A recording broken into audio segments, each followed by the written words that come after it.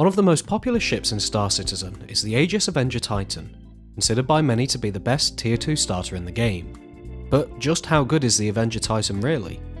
To find out, grab your towel and come along to A Hitchhiker's Guide to the Verse. Quantum travel initiated.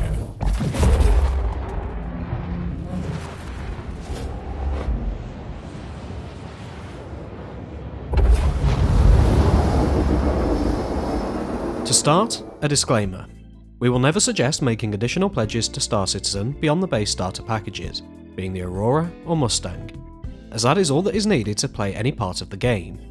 For this reason, whether we recommend a vehicle or not is based on grinding to buy in-game only. With that said, the value of the project is down to each individual, and to some an additional pledge is worth it, whilst to others it's not. Only you know what it's worth to you, so only you can make that choice. Now with that out of the way, the Aegis Avenger Titan. The Titan positions itself as the ultimate jack-of-all-trades ship, capable of hauling cargo, small vehicles and passengers, while still hitting hard in combat.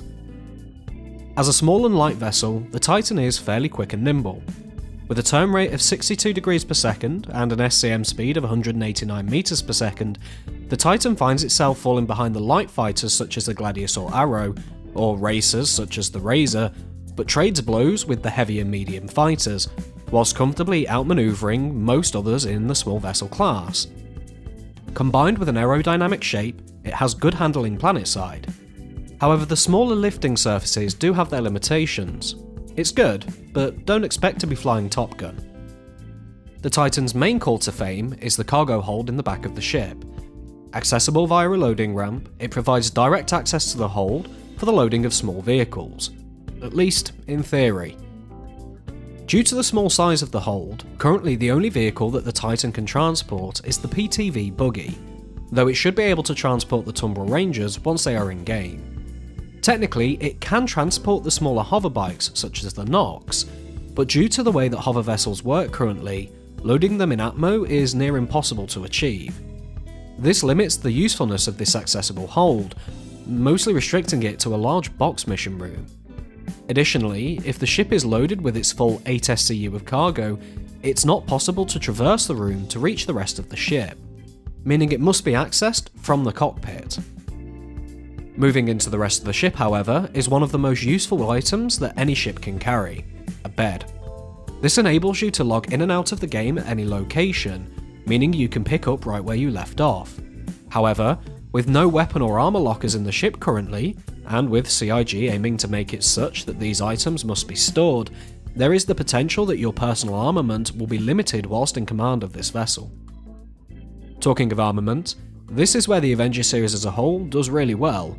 With 2 size 3 and a size 4 hardpoint, it has more DPS potential than any light fighter, except for the Anvil Hawk which it matches.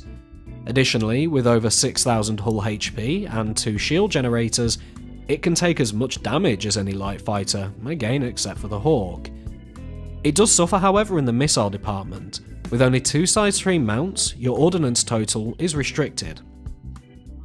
So is there a place for the Titan? At only 16,000 credits per day to rent, and 785,000 to buy, it's a cheap step up from the Aurora or Mustang that permits more cargo capacity, while simultaneously having sharper teeth than most light fighters. For a jack of all trades, you'd be hard pressed to find something better. Except the other 2 Tier 2 starters. The 300i at 20,000 credits cheaper grants the same amount of cargo space, greater agility, and offers the same amenities, with its only sacrifices being a lower potential DPS and the inability to carry a small vehicle.